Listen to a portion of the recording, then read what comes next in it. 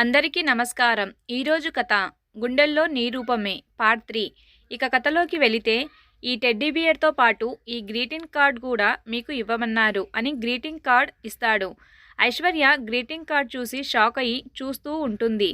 దాన్ని భాను లాక్కొని ఇలా చదువుతుంది. నిన్ను చూసిన క్షణం నాలో ఉన్న ప్రేమ నీకై నేను అంటూ తొలి ప్రేమగా మారినది.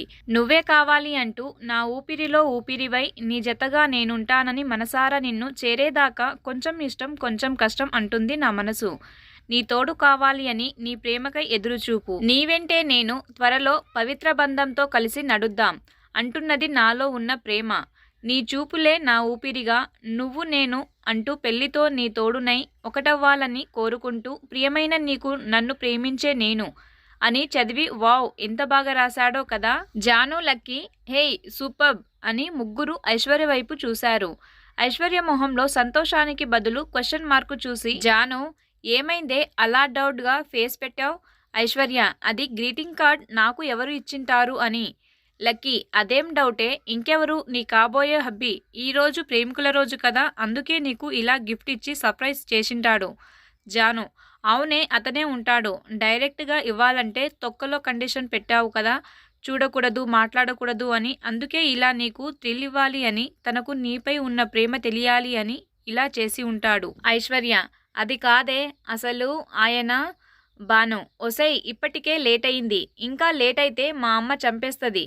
లంచ్ టైం కూడా దాటిపోయింది, బాగా ఆకలేస్తుంది. నీ డౌట్లు తర్వాత క్లియర్ చేస్తాం, పద ఇంటికి వెళ్దాం అని నలుగురు షాపింగ్ ముగించుకొని ఇంటికి వెళ్ళిపోతారు. మధ్యాహ్నం 2:30 SR group of industries company ముందు ఒకతను, తన వెనక మరొక వ్యక్తి బైక్ పై కూర్చొని బైక్ రైస్ చేస్తూ ఒక నిమిషంలో మెరుపు వేగంతో ముందుకు దూసుకు వెళ్ళాడు. అతను బ్లాక్ షర్ట్ పై black jacket, black pant, black shoe, black shades and చేతికి black watch. Top to bottom బ్లాక్నే ప్రిఫర్ చేసిన అతను మగవాళ్ళకే ఈర్ష పుట్టేలా ఆడవాళ్ళ గుండె కొల్లగొట్టి అంత హ్యాండ్సమ్గా ఉన్నాడు. ఇంకెవరో కాదండి బాబు, మన విశాల్ బైక్ నడుపుతున్నది.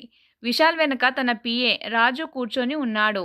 రాజు సార్ కొంచెం స్లోగా వెళ్ళండి సార్, మీ స్పీడ్కి పై ప్రాణాలు పైకే పోయేటట్లు ఉన్నాయి. విశాల్ నో వే రాజు. రాజు సార్ ఇది అన్యాయం సార్, అన్ని కార్లు ఉండగా వాతావరణం కూల్గా ఉంది అని బైక్ మీద వెళ్దామంటే ముచ్చట పడుతున్నారు అనుకున్నాను, కానీ ఇలా నన్ను చంపడానికి మర్డర్ ప్లాన్ వేస్తారు అనుకోలేదు. అసలు నీకు ఏం అన్యాయం చేశాను సార్, ఇలా రివెంజ్ తీర్చుకుంటున్నారు? విశాల్ అన్యాయం కాదు, కోపం తెప్పించావు. రాజు మనసులో కోపమా?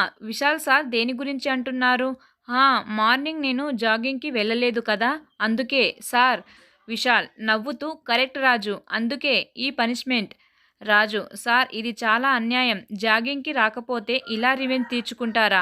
విశాల్ నీకు తెలుసు కదా రాజు, నాకు కోపం తెప్పిస్తే ఏం చేస్తానో. రాజు నాకు తెలుసు సార్, నా విషయంలో మీరు ఈ పనిష్మెంట్ ఎందుకు ఇస్తున్నారో. నాకు బైక్ నడపడం రాదు, దానికి కారణం నేను బైక్ నేర్చుకోబోయి 2 టైమ్స్ కింద పడిపోయాను.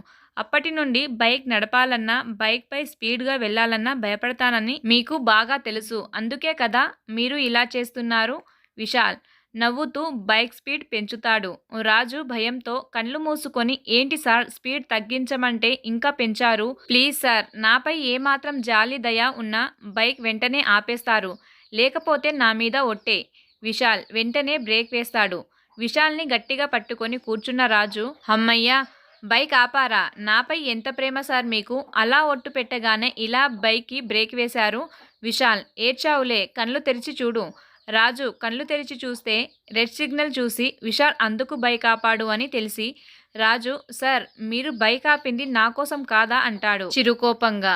విశాల్ సారీ అని నవ్వి గ్రీన్ సిగ్నల్ చూసి బైక్ స్టార్ట్ చేయబోతుంటే రాజు గట్టిగా సార్ అని అరుస్తాడు. విశాల్ అబ్బా బైక్ ఎక్కినప్పటి నుంచి ఏంటి నీ గోల? పనిష్మెంట్ నీకు కాదు నాకు నేను ఇచ్చుకున్నట్లు ఉంది. రాజు అది కాదు, ఒకసారి అటు చూడండి అనగానే విశాల్ ఎదురుగా చూస్తాడు. సిగ్నల్ వల్ల వాహనాలు అన్నీ వెళ్తుంటే ఒక బ్లైండ్ స్టిక్ పట్టుకొని రోడ్డు క్రాస్ చేస్తున్నాడు. రాజు అయ్యో పాపం సార్, ఎవరైనా గుద్దేస్తే పాపం సార్, వెళ్ళి కాపాడాలి అని వెళ్ళబోతుంటే విశాల్ కోపంగా రాజు నువ్వెళ్ళి కాపాడవలసిన అవసరం లేదు. రాజు సార్. విశాల్ వెంటనే బైక్ స్టార్ట్ చేసి వెళ్ళిపోతుంటే వెనక కూర్చున్న రాజు మనసులో ఏమైంది సార్కి అసలు ఈయన మా సారేనా? విశాల్ డౌట్ ఏం అవసరం లేదు, నేనే. రాజు అడిగాడు కదా సార్ మీరు అంటుండగా సడన్గా విశాల్ బైక్ ఆపి, రాజు మనం రావాల్సిన ప్లేస్కి వచ్చేసాము, పద, టెండర్ వేయడానికి టైం అవుతుంది, ఆ తర్వాత నీ డౌట్స్ క్లియర్ చేస్తాను, ఓకే అని ఇద్దరు లోపలికి వెళ్ళి టెండర్ వేసి వెయిటింగ్ హాల్లోకి వెళతారు. అక్కడ ఆల్రెడీ వెయిట్ చేస్తున్న ఉదయస్వామి, విజయస్వామి వాళ్ళు బిజినెస్ పార్ట్నర్ అక్కడ కూర్చొని ఉండడం చూసి విశాల్, రాజు కొందరిని చూస్తే చాలా జాలి వేస్తుందయ్యా. విశాల్ మాటలకు వాళ్ళ వైపు చూసి రాజు ఎందుకు సార్ అన్నాడు. విశాల్ ఎందుకేంటి రాజు, టెండర్ రాదు అని తెలిసినా వాళ్ళ ఆశ ఆత్రం చూసి అయ్యో పాపం అనిపిస్తుంది రాజు.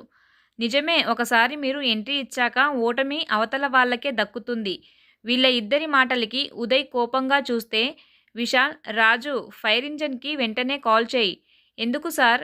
విశాల్, ఇక్కడ ఎవరికో కడుపు మండిపోతుంది, ఫైర్ ఇంజన్ వచ్చి ఆర్పుతుంది అని. ఓకే సార్, ఇప్పుడే కాల్ చేస్తాను. వాళ్ళ బిజినెస్ పార్ట్నర్ కోపంగా పైకి లేచి, మిస్టర్ విశాల్ నువ్వు చాలా ఎక్కువ చేస్తున్నావు.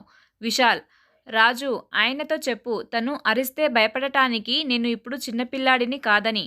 అతను మనసులో విర్రవీగకు విశాల్, నీ పొగరు అణిచి తీరతాను. విశాల్ కోపంగా, చూడండి మీరు నా పొగరు కాదు, త్వరలో నేను మీ ఇద్దరికి పట్టిన డబ్బు పొగరు అనుస్తాను.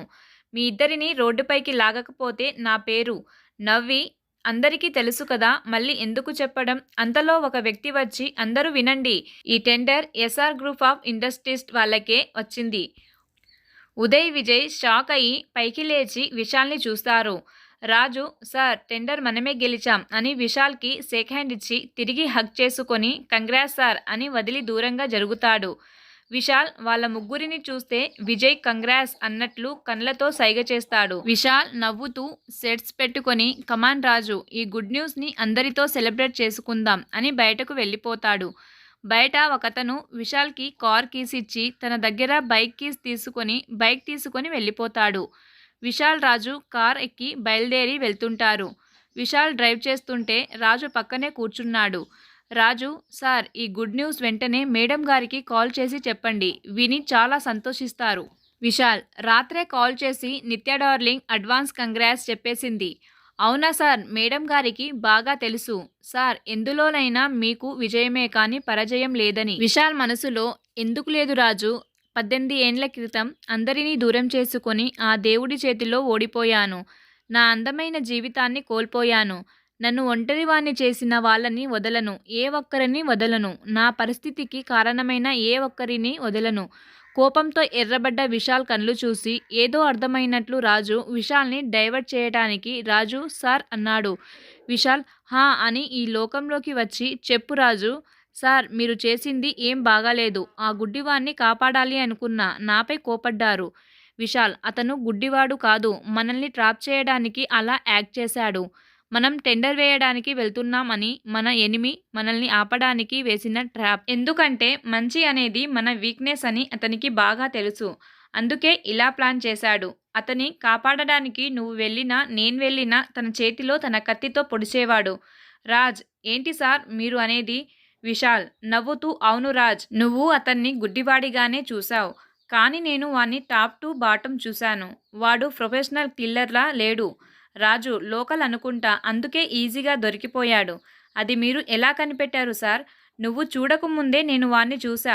రెడ్ సిగ్నల్ చూసి అందరూ రోడ్ క్రాస్ చేస్తుంటే వాడు కావాలనే వెనక ఉండి గ్రీన్ సిగ్నల్ పడ్డాక ముందుకు నడిచాడు. అది ఒక పాయింట్ అయితే, వాడు చినిగిన బట్టలు వేసుకున్న, వాడు పెట్టుకున్న స్పెట్స్ బ్లెండ్ పెట్టుకునేవి కావు, చెప్పులు కొత్తవి కావు, అలాగని పాతవి కావు, పైగా బ్రాండెడ్. అతని చేతిలో స్టిక్ కూడా అదే పనిగా కావాల్సిన యాంగిల్లో చేయించుకున్నట్లు ఉంది.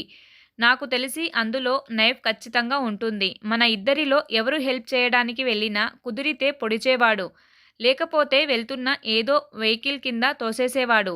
అప్పుడు నీకు కానీ నాకు కానీ ఏమైనా జరిగితే నువ్వు నేను హాస్పిటల్కి వెళ్తాము, టెండర్స్ వెయ్యలేము అని వాళ్ళ ప్లాన్.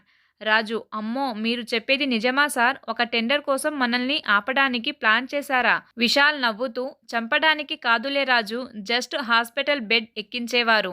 ఎందుకంటే నాకు ఏమైనా అయితే ఒకరు ఊరుకోరు అంటాడు సీరియస్గా.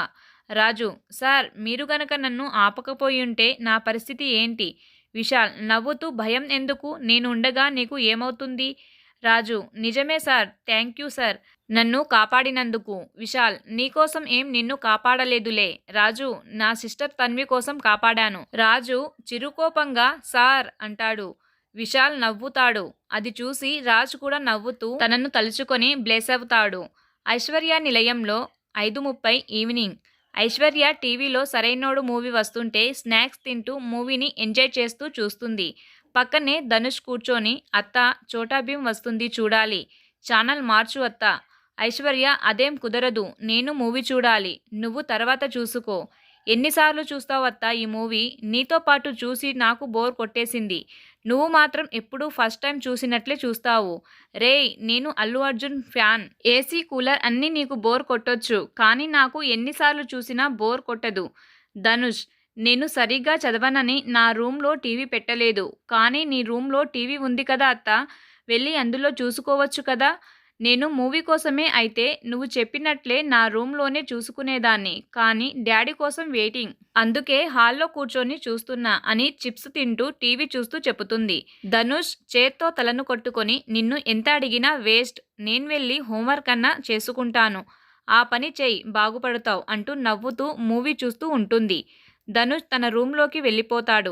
ఉదయ్ స్వామి, విజయ్ స్వామి కార్ దిగి ఇంట్లోకి ఎంట్రీ ఇస్తూ ఉదయ్, విజయ్ ఒక్క నిమిషం. ఏంటి అన్నయ్య?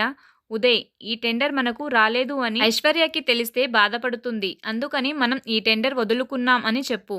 విజయ్: అలాగే అన్నయ్య అని ఇద్దరు లోపలికి వెళతారు. ఉదయ్ని చూసి ఐశ్వర్య పరిగెత్తుకుంటూ వెళ్ళి డాడ్ అని హగ్ చేసుకుని తరువాత డాడ్ టెండర్ మీకే వచ్చిందా? ఉదయ్: లేదు ఐశ్వర్య, అసలు మేము ఈ రోజు టెండర్ వేయలేదు. ఐశ్వర్య ఆశ్చర్యంగా: వాట్, ఎందుకు వేయలేదు డాడ్? ఈ టెండర్ చాలా ఇంపార్టెంట్ అన్నారుగా. విజయ్: అది ఈ టెండర్లో కొన్ని లిటిగేషన్స్ ఉన్నాయి అని లాస్ట్ మినిట్లో ఇన్ఫర్మేషన్ వచ్చింది, అందుకే టెండర్ నుంచి డ్రాప్ అయ్యాం. ఐశ్వర్య: అవునా అంది. వీళ్ళ దగ్గరకు వస్తూ వీళ్ళ మాటలు విన్న శోభ మనసులో అంతా అబద్ధం, విశాల్కి ఎదురు నిలబడలేక ఓడిపోయాము అంటే పరువు పోతుంది అని ఇలా కవర్ చేసుకుంటున్నారు అన్నాదమ్ములు. ఇద్దరూ ఫ్రెష్ అవ్వడానికి రూమ్కి వెళ్ళిపోతారు. తరువాత ఐశ్వర్య: నీ రూమ్లో మొబైల్ రింగ్ అవుతుంది, నీకు ఎవరో కాల్ చేస్తున్నట్లు ఉన్నారు, వెళ్ళి చూడు. ఐశ్వర్య: అలాగే అమ్మా అని వెళ్ళిపోతుంది. ఐశ్వర్య రూమ్లో బెడ్పై ఉన్న మొబైల్ తీసుకొని అందులో కాల్ వచ్చిన నంబర్ చూసి కృష్ణ గారు కాల్ చేశారు అని తిరిగి కాల్ చేస్తుంది. ఇక్కడ మీకు ఒక క్లారిటీ, కృష్ణ అంటే రేడియో మిర్చి ఆర్జే ఐశ్వర్యకి రేడియో మిర్చి వినడం చాలా ఇష్టం. కృష్ణ ప్రోగ్రాం మిస్ అవ్వకుండా వింటుంది. అలా ఐశ్వర్యకి తనపై ఉన్న అభిమానం నచ్చి ఇద్దరు మంచి ఫ్రెండ్స్ అయిపోతారు. కృష్ణ షో ద్వారానే కాక అప్పుడప్పుడు కాల్ చేసి మాట్లాడుతూ ఉంటాడు. ఐశ్వర్య కూడా తనకు సంతోషం వేసిన బాధ కలిగిన కృష్ణకి కాల్ చేసి మాట్లాడుతూ ఉంటుంది. కానీ ఒక్క విషయం ఏంటంటే కృష్ణ ఐశ్వర్య ఒకరినొకరు కలుసుకోలేదు, ఒకరినొకరిని చూసుకోకుండానే ఓన్లీ ఫోన్ ద్వారా మాట్లాడుతూ ఉంటుంది. అవతల కాల్ లిఫ్ట్ చేసి కృష్ణ: హలో ఐశ్వర్య. హలో, ఎలా ఉన్నావు? Krishna: fine, you? బాగున్నాను. కృష్ణ: పెళ్ళికి తప్పకుండా వస్తావు కదా, హ్యాండ్ ఇవ్వవు కదా? ఐశ్వర్య: నేను తప్పకుండా వస్తాను, నేను రాకుండా నీ పెళ్ళి ఎలా జరుగుతుంది చెప్పు. ఐశ్వర్య: పెళ్ళిలాగే జరుగుతుంది అని నవ్వుతుంది. తను నవ్వుతూ హో అవునా, అయితే నేను రావాల్సిన అవసరం లేదు అన్నమాట. ఐశ్వర్యకి కోపం వస్తుంది. హే ఐశ్వర్య, ఎందుకు సైలెంట్గా ఉన్నావు? మాట్లాడు. ఓకే ఓకే, సారీ, నేను తప్పకుండా పెళ్ళికి వస్తాను, పెళ్ళంతా గోలగోల చేస్తాను, ఓకేనా? ఐశ్వర్య నవ్వుతూ ఓకే, సరే చెప్పు. ఈరోజు వ్యాలంటైన్స్ డే కదా, ఏం చేశావు? ఎవరికైనా ప్రపోజ్ కానీ గిఫ్ట్ కానీ ఇవ్వడం జరిగిందా? ఐశ్వర్య: అంటే ఈ బాపు బొమ్మకు పెళ్లి కుదిరింది అని తెలియని వాళ్ళు ప్రపోజ్ చేస్తుంటారేమో అని అడిగా మేడం. ఐశ్వర్య సిగ్గుపడుతూ షాపింగ్ మాల్లో జరిగింది చెబుతుంది. ఓ కంగ్రాట్స్ మేడం, మీ కాబోయే శ్రీవారు మీకు సర్ప్రైజ్ చేశారు అన్నమాట. ఐశ్వర్య: కృష్ణ అసలు ఈ గిఫ్ట్ ఇచ్చింది ఆయనో కాదో అని నాకు డౌట్గా ఉంది.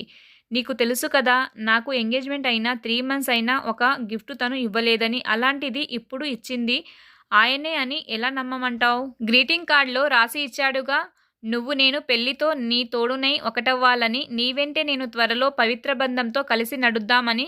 అలా ఎవరు రాశారు? నీ కాబోయేవాడు కాక. ఐశ్వర్య: అంతే అంటావా? కన్ఫామ్గా అతనే అయి ఉంటాడు, నీకు డౌటే అవసరం లేదు.